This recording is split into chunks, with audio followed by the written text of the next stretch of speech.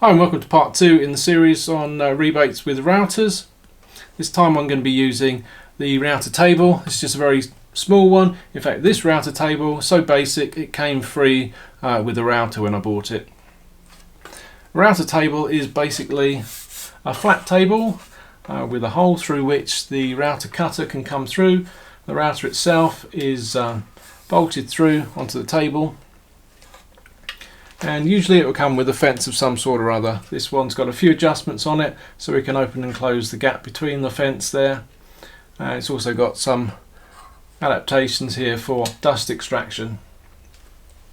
You can make your own router table, just a bit of man-made board, nice and flat, cut a hole in it for the cutter to come through, take the base plate off your router, copy the holes that bolt the base plate to the router, put those in your board and then simply screw your router underneath. A simple fence can be made with a batten just clamped onto the ends of the table. Now, router tables are, I would say, safer for making rebates because they're nice and stable, big surface area for the material to move across. You can see exactly what's going on. It's not hidden underneath the machine. Most tables have a mitre slot in them, so we can use a mitre gauge in there.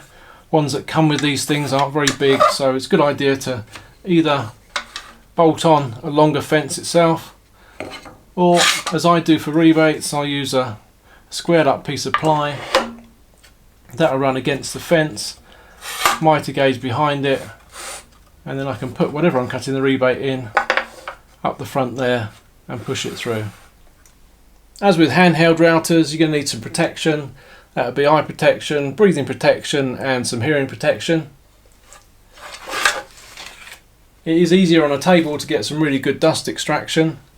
Although the manufacturer dust extraction on this table is not great, I can plug up my 4-inch line right behind the cutter here, close off any gaps behind, and I get a fair amount of draft through there.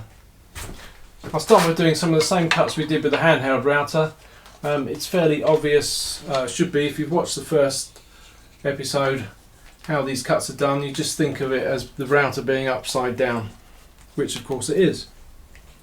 Set up the cutter position by first having it low enough so that the workpiece can slide over the non-cutter edge, so the central spindle, up to the cutter with the cutter facing directly out from the fence. And then you want to adjust the fence until you hit your mark out line.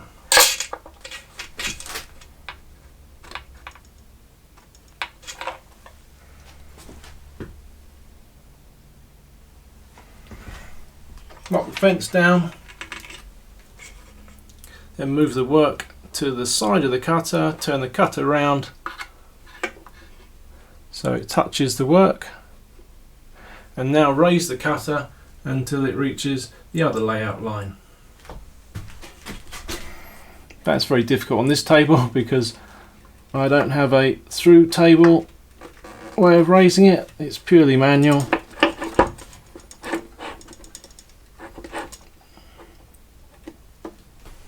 Now look at how much material is going to come away. That's a fair old chunk. So what I'm going to do is set the depth stop on the router so I can return to that position and then first of all lower it a little bit and make this cut in 2 passes.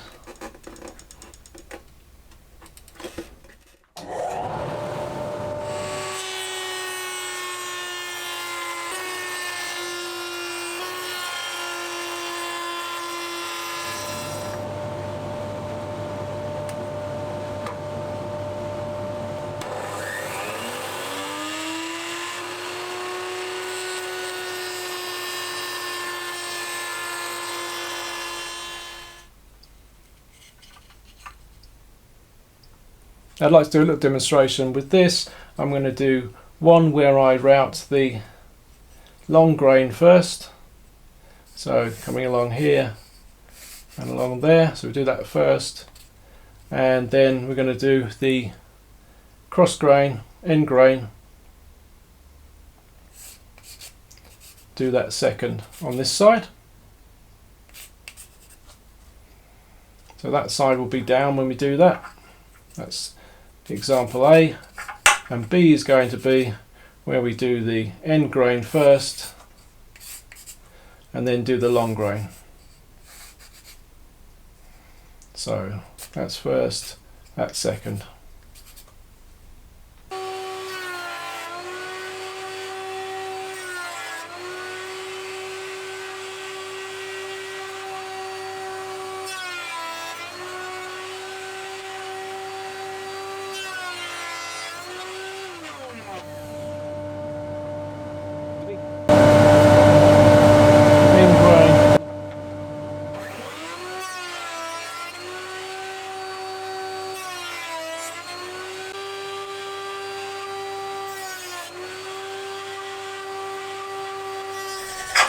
Now on side A, we did the long grain first.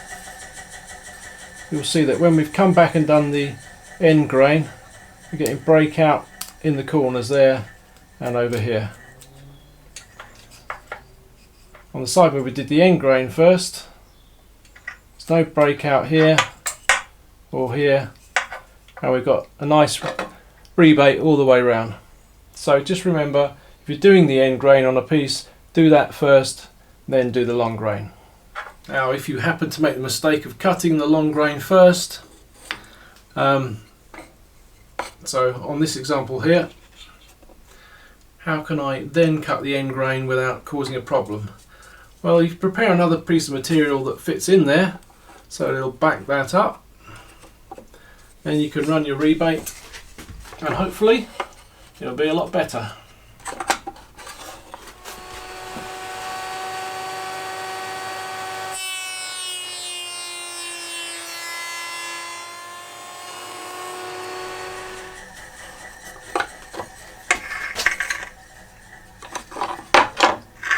So you can see we've still got some roughness along the cut itself, but at the back of the cut it's lovely and clean. That's because we backed it up with this piece, and you can see the actual rebate continues into the backer piece. So firstly I'm going to go back to this board, which has got all sorts of problems for using a guided cutter, and I'm going to do this with the fence, and we should get a nice clean rebate. It's cut a bit deeper than the one I did before, so you should be able to see a new one on the back of there.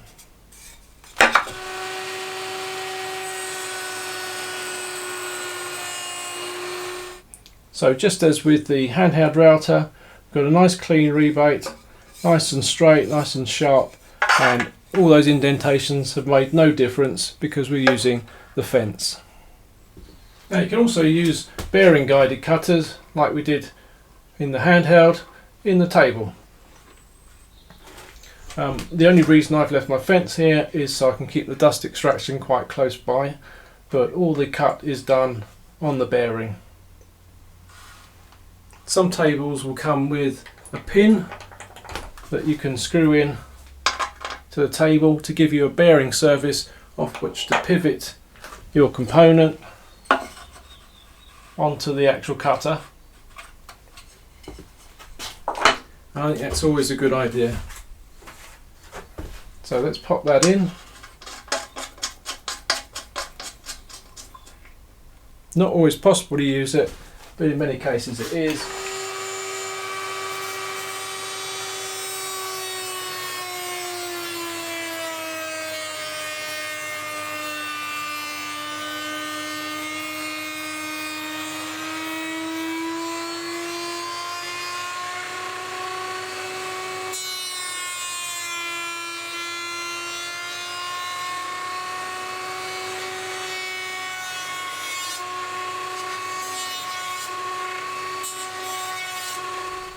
So it's given me a nice clean rebate along the end grain, and I hope you saw what I was doing there.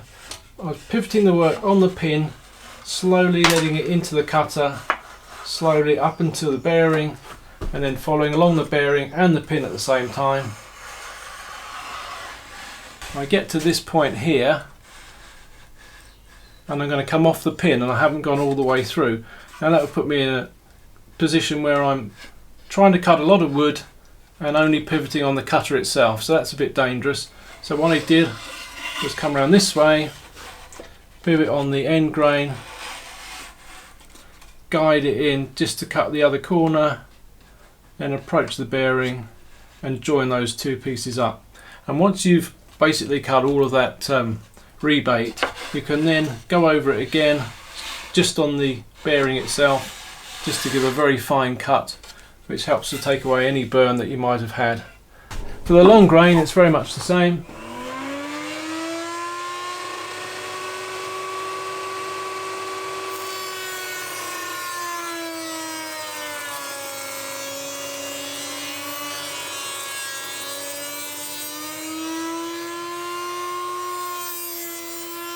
In this instance, where I got to the point where it's going to come off the pin, I moved my pivot point to the end of the fence to complete the cut.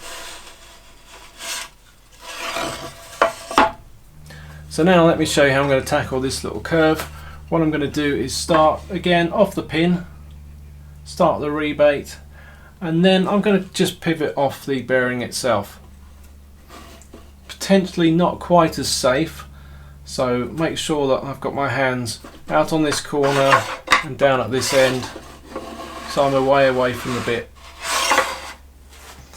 And just looking at grain direction here, remember, because the router's upside down, the cutter's now going this way round, so it'll be digging in and coming out with the grain, not tearing it out. But when I get to this little this portion here, it'll want to tear out, and I'll probably be able to demonstrate that to you.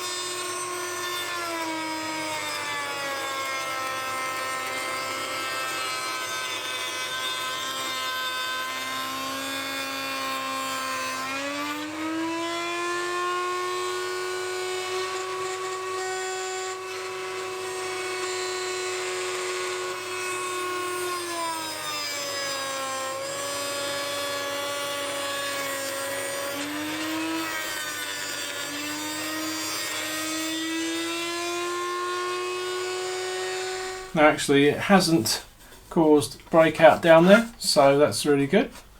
And you'll see how I controlled it there was started it, pivoted on the pin, entered the cut, removed the pin, and then came back in where the rebate had already been cut, so I could go straight onto the bearing without any without the cutter grabbing anything.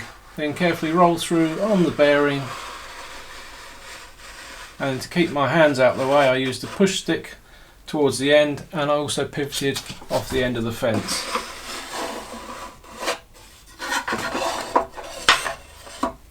Now to put a rebate in the bottom of this rough old box that I showed you last time, I can use the fence to guide it into a rebate at the bottom side of this side, and then I can use the fence here and also the bearing on the bit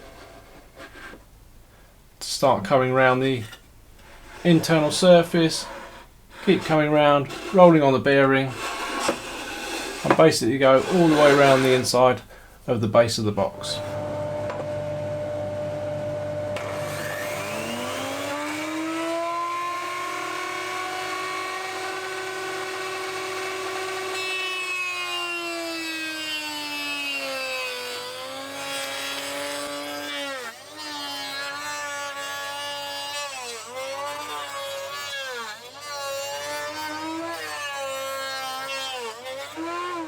So there I've got a rebate all around the bottom of the box, ready. Well, not quite ready for my base material. I still need to go a little bit deeper. So let's just do a quick summary. Health and safety for both handheld and router table work. If you're cutting a rough edged piece, don't use a bearing cutter, use a fence. If you're cutting curved pieces, then almost always you want to be using a bearing cutter, and always make sure that you're going the right direction to avoid any tear out. When you're routing end grain, route that first and then route any long grain. And any tear out you get from routing the end grain should be taken away when you do the long grain.